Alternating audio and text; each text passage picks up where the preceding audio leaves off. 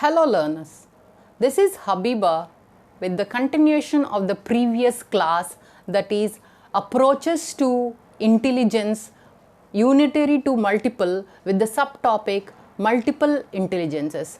We have discussed in general what are the views related to multiple intelligence in the previous class. Now we are going to specifically discuss about Howard Gardner's multiple intelligences theory now. Now let's see what is multiple intelligences. Let's recall once again. The multiple intelligences theory states that it is to the benefit of both the student and the instructor if the student's intelligence can be identified. That means we have discussed each and every individual possesses some intelligences which can be exhibited over time. So in the classroom situation, both student and instructor, they can be identified with many intelligences. Identifying a student's intelligence allows the instructor to select appropriate activities for the student in the classroom and guide their learning journey more effectively. That is very important. If the instructor understands the nerves of the students, in which area they are strong and which area they are weak, then accordingly the instructor can change the strategies and methods of teaching and learning process. So this is a very important thing. While there are 9 different intelligences in total, it must be noted that instructors traditionally gear tasks towards the verbal, linguistic and logical mathematical intelligence. So previously the people only concentrated on communication, whether they are able to communicate properly, that intelligence they are having or not, and mathematical logical reasoning is there not, they used to see these two only.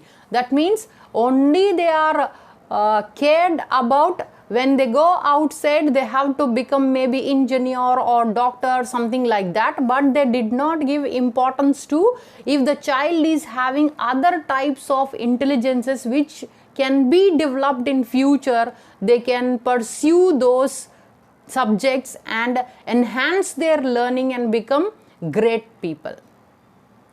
So these are the multiple intelligences we are going to discuss right now, the 9 intelligences. Number 1, bodily kinesthetic intelligence. The ability to manipulate both body and objects with a keen sense of timing is known as bodily kinesthetic intelligence. So in whom these intelligences also, we will see the examples here, that is manipulating both body and objects with sense of timing, they are saying. These people are able to accurately manipulate objects due to strong mind-body union. Body and mind both are unioned strongly so that can perform. This can be demonstrated in the form of physical skills. For example, athletes, that means they use their mind, sharp brain, that means they have to reach to the target on time using their physical body. And dancers also, when they perform dance, they have to have the eye movement, body movement, and their brain also working towards both collaborating their brain and body. Those that means, or in precision and steady movements they will show, which will give us a good appearance and entertainment. Such as surgeons and craft people also are called bodily kinesthetic intelligent people. Surgeons, they have to use their physical and brain also at the same time, and even craft persons also. So this is about bodily kinesthetic intelligence. Second one is existential intelligence, that is the ability to be able to have deep discussions about the meaning of life and human existence is known as existential intelligence. That means deep discussions about what is human life, why we are existing. If those people are researching and thinking about all these, that means they are having the existential intelligence. We also sometimes think why this life is there. That means philosophically we also sometimes think, but we will not go in deep. But here the people go in deep. That means they are having good amount of existential intelligence. People with this intelligence are sensitive but can rationally address difficult questions. For example, how we got here and why everyone eventually dies. So these are the questions arises.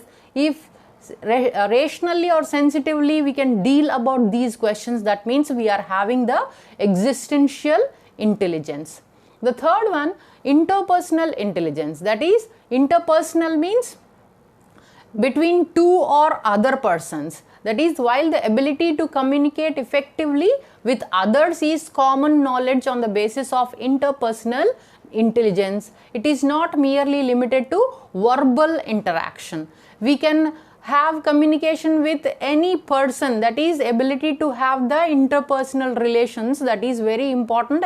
Each and every individual has this. I believe that majority of the people have this interpersonal intelligence. That is, people with developed interpersonal intelligence are also able to read the moods of others. That means if my child is naughty sometimes, what will happen? I will get very angry. The child immediately reads my mood. Accordingly, they will behave according to my mood sometimes. So they are very intelligent. The kids are very intelligent.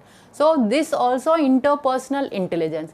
Then sensitivity to temperaments and the ability to communicate non-verbally allow these individuals to understand differences in perspective. Sometimes if I go outside along with my child, if he sees something, if he somebody is there in front of me, then I will give one sign, wait for some time with my eyes, maybe with my hand. That means I am not having verbal communication, but I am giving some non-verbal cues so that the child behave properly in front of others.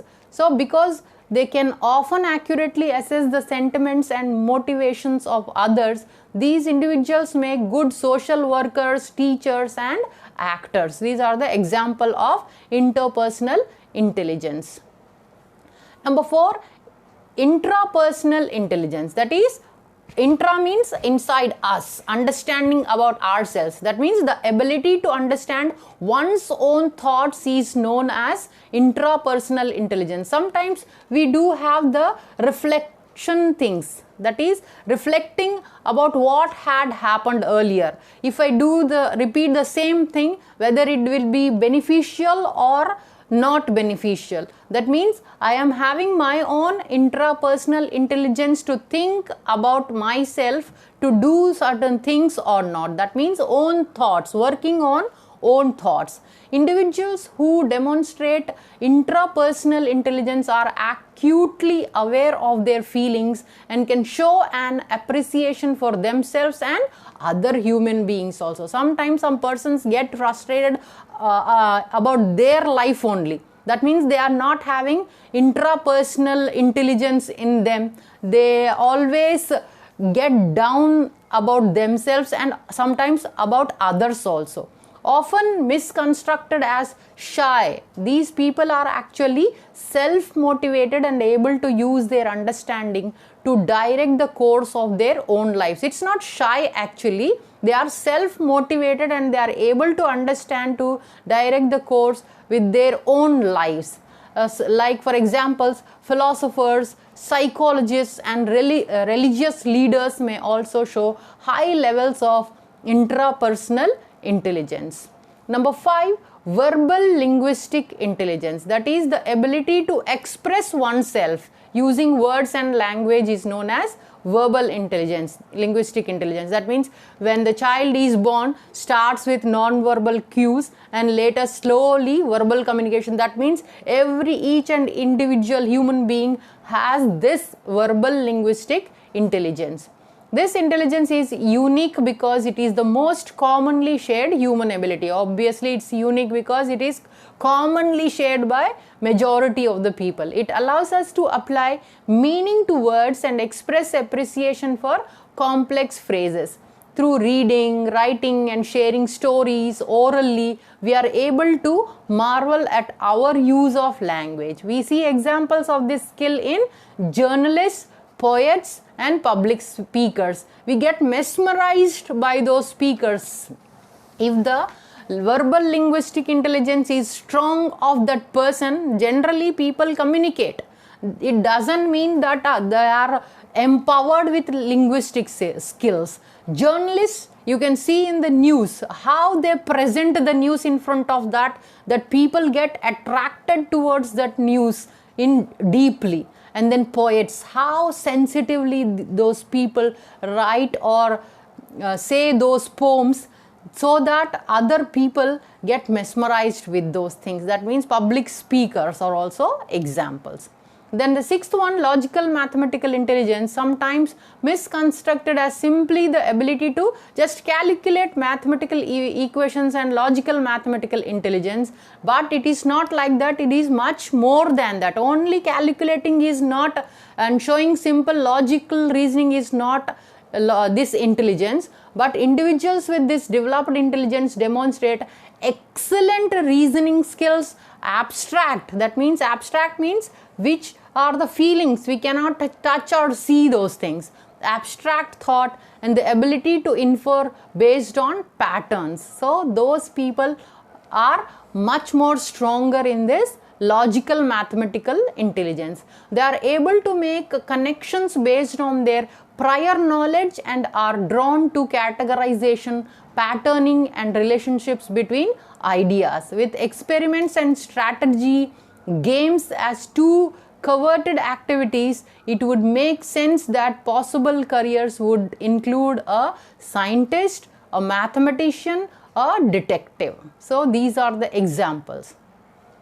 Then seventh one, musical intelligence. The ability to acutely reflect on sounds is demonstrated by those who possess this musical intelligence. Each and individual cannot become these musically intelligent person. Few persons go in the heights of that musical intelligence. We can be bathroom singers or something like that, but it is not every individual has this strong musical intelligence.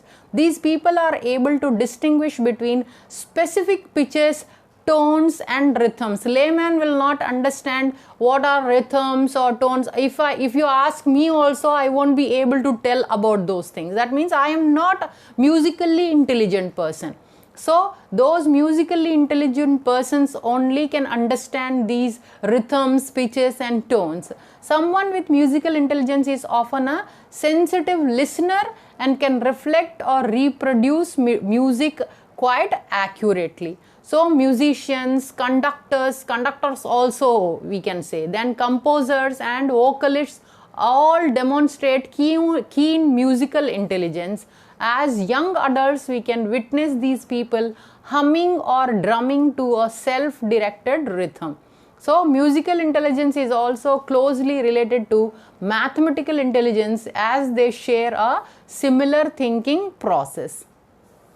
So the eighth one is naturalist intelligence. A sensitivity to features in the natural world is most closely tied to the what is called naturalist intelligence. That means connecting with the nature. That is very important. Those persons always connected with nature. The ability to distinguish between living and non-living things was notably more valuable in the past when humans were often farmers, hunters or gatherers. Nowadays, this intelligence has evolved to more modern day roles such as chef, a botanist. We still carry traces of naturalist intelligence, some more so than others, which is evident by our preferences for certain brands over others. Now the ninth one, the last one, spatial intelligence. Visually artistic people are known to demonstrate this spatial intelligence. These abilities include manipulating images, graphic skills and spatial reasoning. Anything that would include more than 2 dimensions, they may be daydreamers or like to draw in their spare time. but also show an interest in puzzles or mazes. Careers directly linked to spatial intelligence include many artistic vocations, for example, painters, architects or sculptors, as well as careers that require the ability to visualize, such as pilots or sailors. That means related to space, that means distance, and also knowing about the spatial things, that is images, graphical skills. So these people are good in the spatial intelligence. Who are they? Painters. They paint very nicely, neatly, that our eyes gets attracted towards them. That means they are having, all persons cannot draw things easily. So constructing people also, they construct, architects, they construct things which are so beautiful. We have n number of monuments in the whole world which attract so many tourists. Why? Because those architects were constructed as such with the spatial intelligence. So how to use multiple intelligence in teaching and learning, this is very important for us. While it is not possible to address all learning styles at once, utilizing a variety of project and lesson formats will help reach many more students. If we can give project wise things, all things we cannot take in single go. So slowly different tasks and utilizing variety of projects, we can bring the intelligence out of those students. There are many ways for instructor to use theory of multiple intelligence in their educational programs. Let's see how we can use these.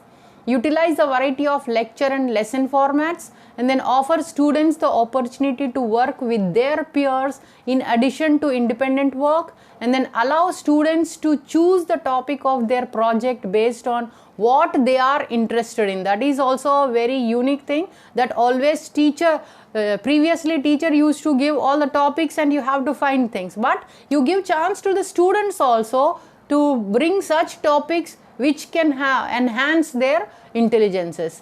Then encourage students to reflect on course assignments using the multiple intelligences.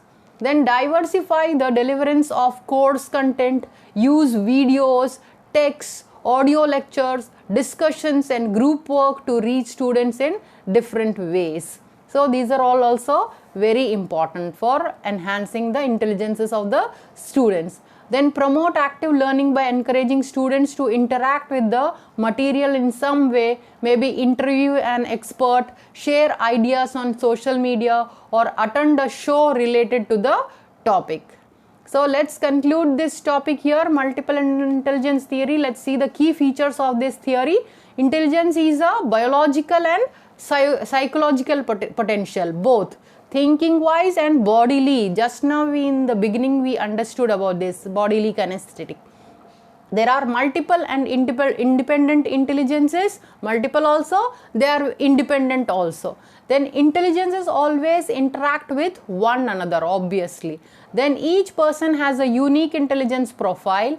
Intelligences are educable, they change and grow. Not like traditional, they used to say they cannot change, but they are, after researching and having so many tests on persons, they have come to the conclusions that it is educable and also change and grow. We can something we can change and some things grow also. Then intelligences can be learned throughout life, obviously.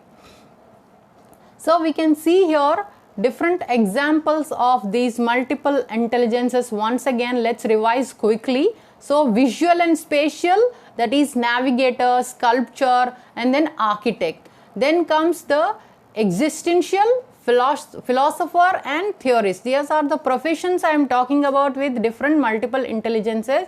Then interpersonal, they may be counselor, politician, salesperson. That means salesperson can communicate very easily to sell their products. That means they are having that communication ability, that is interpersonal.